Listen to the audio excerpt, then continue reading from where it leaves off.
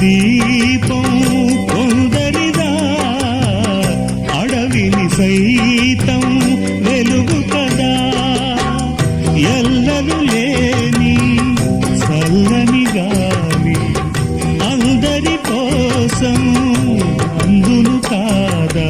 ప్రతి మదిని లేపే ప్రభాతరాగం పదే పదే చూపే ప్రధాన మార్గం. ఏది సొంతం కోసం కాదను సందేశం, పంచే గుణమే పోతే ప్రపంచమే శూన్యం. ఇది తెలియని మనుగడ కథ, దిశ నెరుగని గమనము కథ, సరళి రాధ తనే వసంతం.